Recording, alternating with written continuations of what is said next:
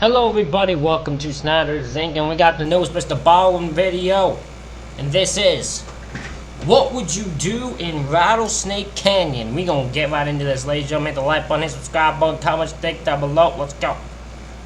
Sometimes, everyday people are forced to make truly unthinkable decisions. Take, for example, somebody who goes to work like normal, and then a fire breaks out in their office, they can't get rescued, and suddenly this person is deciding whether they want to burn to death or jump out the window to their death. Now, when we hear about these totally tragic stories, we all wonder the same thing. What would we do in that situation? Well, I want you to keep that question in the back of your mind as you listen to today's story, because it's about these two people who find themselves in a totally hopeless situation. And so as it unfolds, ask yourself, what would you do? But before we get into that story, if you're a fan of the strange, dark, and mysterious delivered in story format, then you come to the right place, because that's all we do, and we upload once a week. So if that's of interest to you, after the like button has gone to bed for the night, secretly sneak into their room and slightly unplug their phone charger from their phone so it looks like it's plugged in, but it's not charging. Also, please subscribe to our channel and turn on all notifications so you don't miss any of our weekly uploads. Okay, let's get into today's story.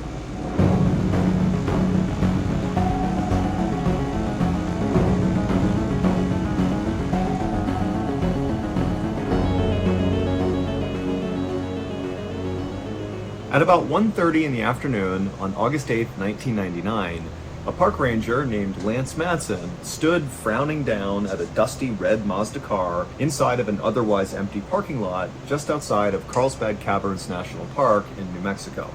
Lance knew the two men who owned this red Mazda had taken out a one-night permit to be allowed to go into Rattlesnake Canyon, which is one of the most isolated parts of this national park.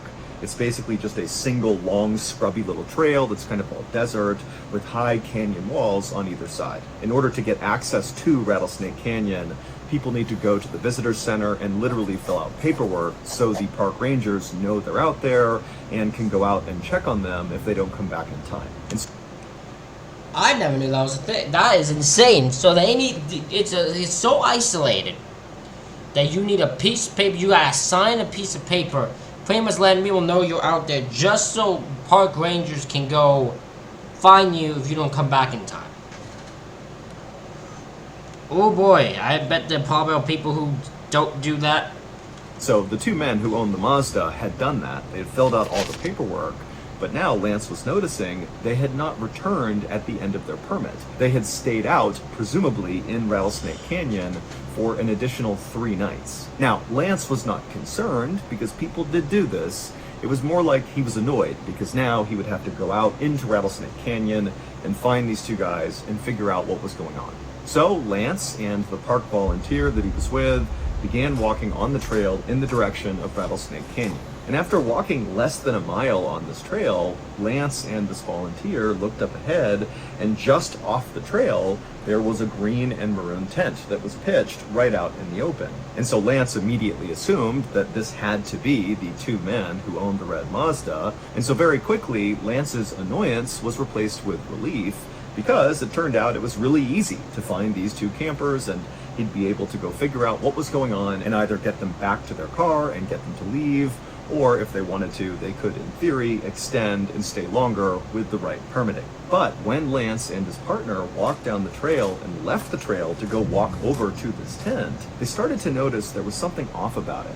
Right away, as they got closer and closer to this tent, they began to smell this horrible kind of chemical burning smell, and then also all over the ground were all these little bits of burned pieces of trash.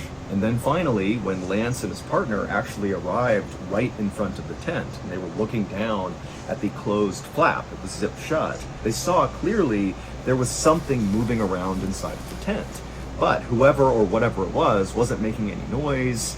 And so Lance and his partner, they kind of looked at each other, and they both at this point were pretty nervous. You know, their hearts are racing, they don't know what's going on here. And then Lance just kind of impulsively reached down, unzipped the tent, and lifted it open. And when he saw what was inside, he immediately was hit with this wave of fear and anxiety.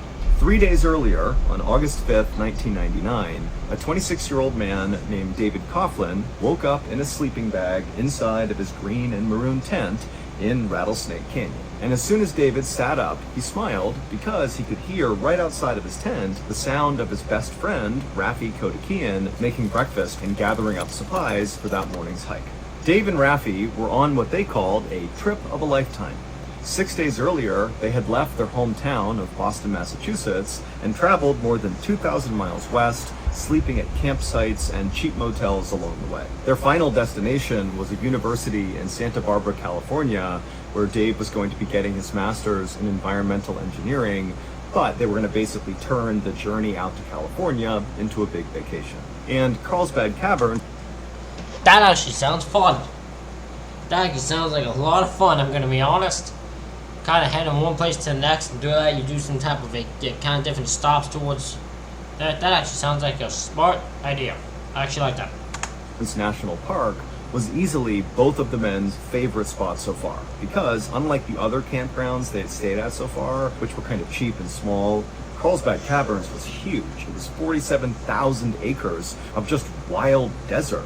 And so for Dave and Raffi, whose normal everyday lives were kind of safe and boring, doing desk jobs and the like, this felt sort of thrilling, like they were cowboys exploring the Wild West. As Dave sat inside of his tent, listening to Raffi make breakfast and get ready, Dave noticed he was already sweating, despite it being pretty early in the morning. It was just already so hot outside. And so Dave grabbed his water and took a sip, and as he did, he thought about that park ranger who had helped them fill out their paperwork to be allowed to come out into Rattlesnake Canyon, who had made a really big deal about ensuring that Dave and Raffi each have at least 1 gallon of water per person per day that they were going to be out here because of the heat.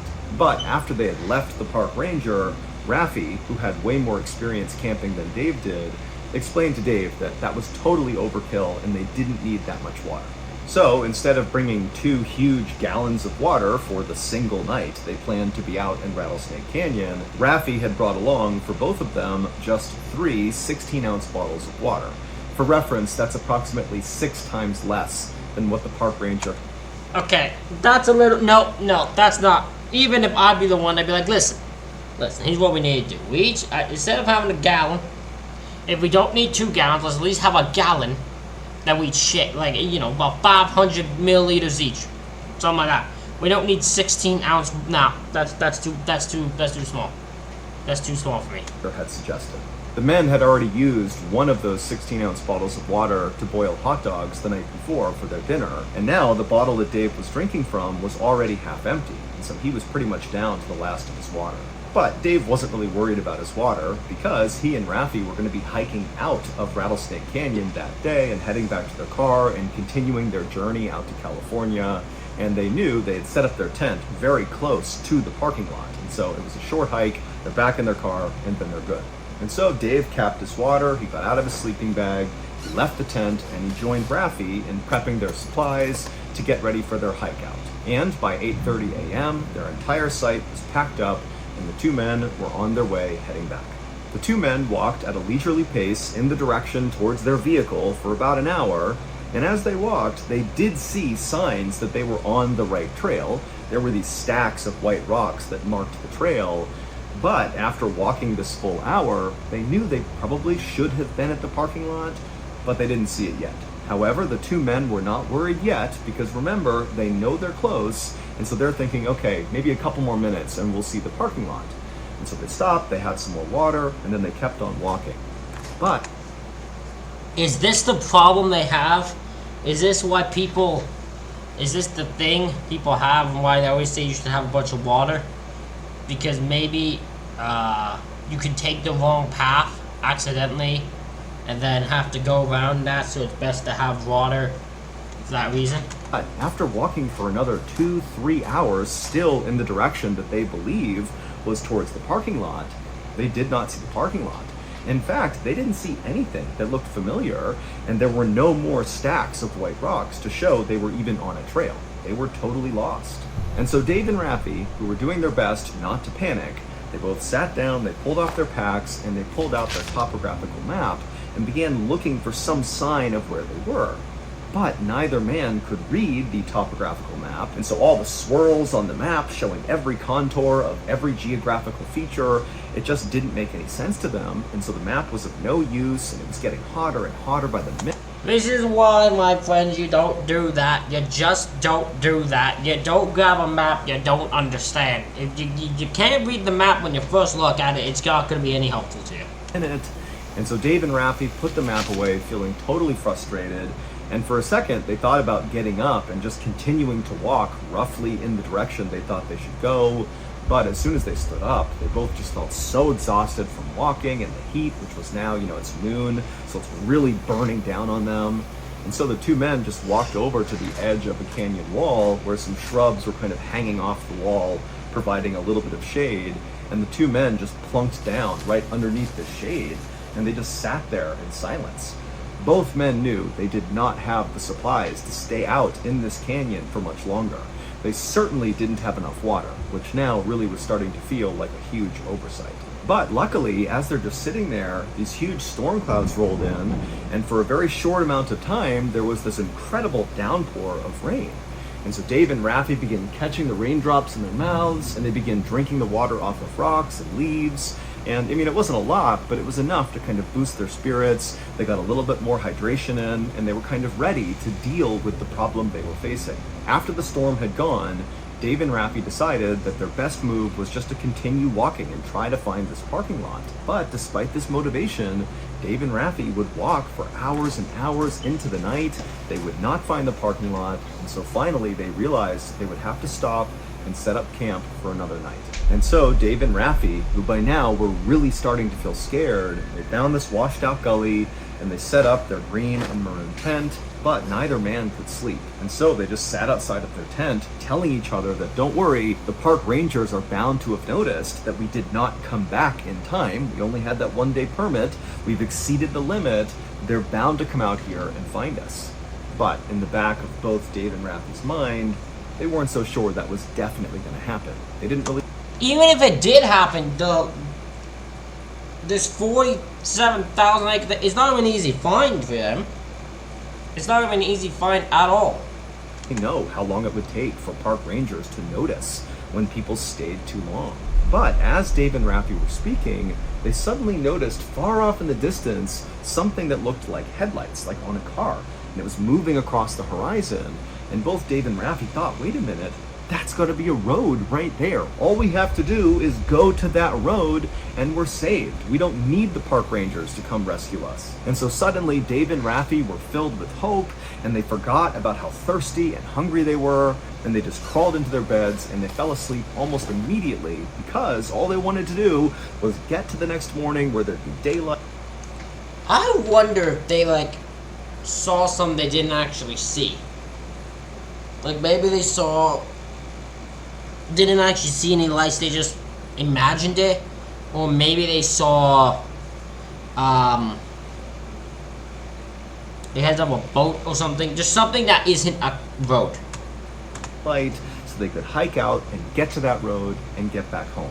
Dave and Raffi woke up early the next morning, and they were very eager to get up and start making their way towards this road. But instead of packing up their campsite and bringing it with them, they decided instead to leave their campsite and leave behind a journal that had some information about who they were and what they were doing in case park rangers came looking for them. And so Dave pulled out a journal from his pack, and he drew a kind of crude map of where this campsite was and where they were going towards this road that appeared to be up on this ridge. And then also Dave included in this note, Dave and Raffi's names, their ages, where they lived, some contact info, and also the fact that they were completely out of food and water, and that if you find this journal, please follow up and make sure we're okay. And so after leaving behind this journal at the campsite, Dave and Raffi set off to go to this road. But after walking for hours and hours up a kind of gradual incline, they reached what appeared to be this kind of third ridge where up and above the ridge was this road, But to get up onto this kind of wall right in front of them was really challenging. There was cactus everywhere, and the gullies that kind of led up to the top of this ridge were very slippery and almost vertical, so nearly impossible to climb. And so this was really a chore getting up there. And you got to remember that Dave and Raffi are already totally exhausted. They have no food, no water, and so this is miserable. But eventually, Dave and Raffi were able to get up onto this ridge, and they looked out, and there was no road. There was nothing. It was just pure desert as far as they could see. And so they had no idea what those lights were that they saw. Clearly, it was not headlights. I mean, for all they knew, it could have been a figment of their imagination. You know, they're desperate to be saved, and so maybe it was possible that they imagined seeing this road. And so as the two men stared in stunned silence at nothingness in front of them, they noticed that a buzzard had actually begun flying in slow circles over their head, almost like it was just waiting for the two men to die so the buzzard could come down and eat them. Now, Dave Always follow the buzzards. was ready. In the land of Bray Wyatt, the words of the great Wyndham Rotunda, Bray Wyatt, follow the buzzards. Always follow the buzzards. Right then and there to head back to their campsite and just wait. But Raffi was insistent that they just keep on going because you never know, maybe there is a road just a little bit farther along. But after walking for maybe a couple more hours, they did not see a road, and by this point both men were beyond exhausted, and so the two men did finally turn around and painstakingly walk their way all the way back to their campsite. And as they're walking, they're telling themselves, you know, maybe we'll get there and park rangers will be waiting for us. You know, a search party will be here. But when they got to their campsite, there was absolutely no sign that anybody had come to their campsite since they left. Their journal with their note and their crude map and all that was still just sitting right in the middle of their campsite, untouched. And it was at this point that Dave and Raffi's spirits were just totally broken. The next morning was Saturday, August 7th. So Dave and Raffi were now beginning their fourth day in the desert and their third day without any water. Raffi had gotten really sick from drinking his own urine, and Dave had begun to experience all these horrible stomach cramps, very likely from eating unripe prickly pears. Also, Dave's legs were starting. Yeah, that sounds like something that causes you to be stomach pain. Yeah, that's not something I want to eat. I don't care how desperate. I will die before I eat those. Nah, I'm good. Starting to seize up, which made it nearly impossible to walk. And so the two men knew they had no chance of hiking out of here to safety. They really just had to wait for their rescue to come.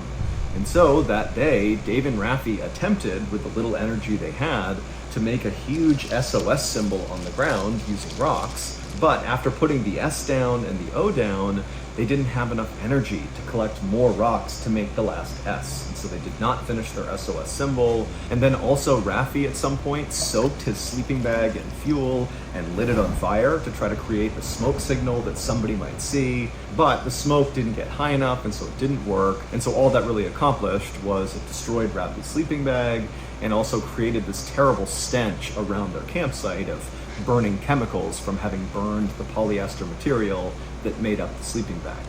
And so by that afternoon, when the sun was... These two are going through hell. This is so... I feel so bad for these guys. These guys are in the desert. They have no way to get out. Well, they're not in the desert. They're in... Well, somewhat. Yeah, they're in the desert. They're in a cliff. They're in a canyon. They have no idea how the heck to get out. They are stuck in this position. Oh, this is bad. This is bad. I think time is running out. Time is running out on these two. Was right over their head and beating down on them. Dave and Raffi just crawled inside of their tent and laid there in silence. And as they did, they noticed the stones underneath their tent felt kind of cool, and so they cut the bottom of the tent out and just laid directly on these loose rocks inside of their tent. By that evening, when still no rescuers had arrived, Dave and Raffi really began to realize that this could be the end. And so Dave, he grabbed that notebook where they had drawn that crude map of where the lights and the road had been, and he flipped the page, and then he wrote a note to his girlfriend, basically saying goodbye, because he knew he was probably going to die. And then Raffi, he took the journal, and he did something similar, but also included that, you know, he would not allow the buzzards to get them, that they would at least ensure their bodies were intact for their families to find. And then after writing these notes and tucking the journal away, Dave and Raffi crawled out of the tent, because by now it's dark out, the sun's not out, it's a little bit cooler outside, And the two men, they sat down and they began having a fairly matter-of-fact conversation about the situation they were in. Both men were very emotional. At one point, Dave began screaming and crying just out of despair. But at the end of this conversation, the two men made a decision, an unthinkable one, that really would only ever be made in a situation like this. And so after both men were on the same page, they crawled inside the tent and zipped it up. It was the next morning, August 8th, 1999, when that park ranger and his volunteer that was with him had walked along the trail towards Rattlesnake Canyon and discovered Dave and Raffi's ransacked campsite. And they'd walked up and they'd seen all the burned materials nearby, which was Raffi's sleeping bag and other bits of trash they'd tried to burn. And then they had gone to the front of the tent, and Lance had opened it up, and when he looked inside, he saw Raffi, who was alive. He was laying on his side, and he was only wearing these filthy green shorts, and he just looked totally emaciated and terrible and haggard. I mean, the guy really looked like he was on death's door. And then Raffi, when he saw Lance looking in, he just said, "Please tell me you have some water." And Lance did have some water. He gave it to him. And then Lance, knowing that Raffi was with another person, Dave, he said, "Hey, where is the guy you were with?" And Raffi, as he's drinking the water, just kind of casually pointed out of the tent somewhere off behind where Lance and his partner was. And so Lance and his partner, they turned around and they didn't see anybody. They were just kind of looking off towards the canyon wall, and there was nothing there. And so Lance turned around again and he said, "Are you sure he's over there?" And Raffi, without any expression on his face, just continued to point and said, "Yes, he's right over there." And so Lance, he got up, he turned around, and he began walking towards this canyon wall. But before he got there, he nearly tripped over this arrangement of rocks on the ground. And when he looked down at them, he knew someone clearly had arranged these rocks in a particular way. And so, with a growing sense of dread, Lance reached down and he moved aside one of these rocks. And underneath it, he saw Dave's face. It would turn out, the night before, when Raffi and Dave had crawled outside of their tent and began having that very intense conversation, what they were talking about is, what do? We know we're going to die. No one's going to reach us before we die of starvation, or we die of dehydration, or maybe some animal is going to come attack us and kill us. Like, we don't have any hope. And so as they were sitting there, Dave actually pulled out his pocket knife and attempted to cut his wrists, but he couldn't cut deep enough to actually kill himself. And so Dave said to Raffi, "You're going to have to kill me. And then after that, you're going to have to kill yourself." And Raffi had agreed. And so Raffi and Dave, they went. That is insane. So they made the decision that Raffi will have to kill him and then kill himself. But apparently he got one and failed the other. Back inside their tent with no floor, it's just open rocks in the bottom. And Dave, he lied down on his back and he pulled his shirt up and he exposed his rib cage. And then Raffi, he pulled out his 4-inch pocket knife and he placed it right up against Dave's rib cage. And then with Dave basically egging him on to stab him, Raffi attempted to push the knife into his heart, but he couldn't break the skin. And so Dave, he's now screaming out in pain, but he's still urging Raffi to come on, just do it already. And finally, Raffi does manage to get the knife right through his ribs and into Dave's heart. Dave did not die right away, but Raffi covered his mouth and continued to push that knife in until he did die. And then once Dave was dead, Raffi used the little bit of energy he had to drag his body away from the tent, where he buried.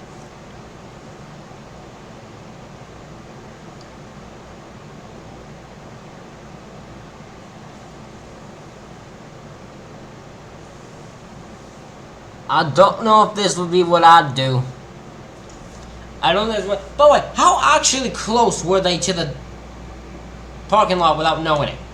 I actually want to know now. How close were they without knowing it? Him under those rocks, and then Raffi, who now has no energy left, just crawled back to his tent and laid down on those loose rocks inside of his tent and waited to die. But just a few hours later, on the morning of August 8th, Lance, the park ranger, along with his volunteer, had come down and discovered Raffi before he had died. Little did Dave and Raffi know, this campsite where they had been for the past few days was just a 15 or 20-minute walk from their car. 9 months later... What?!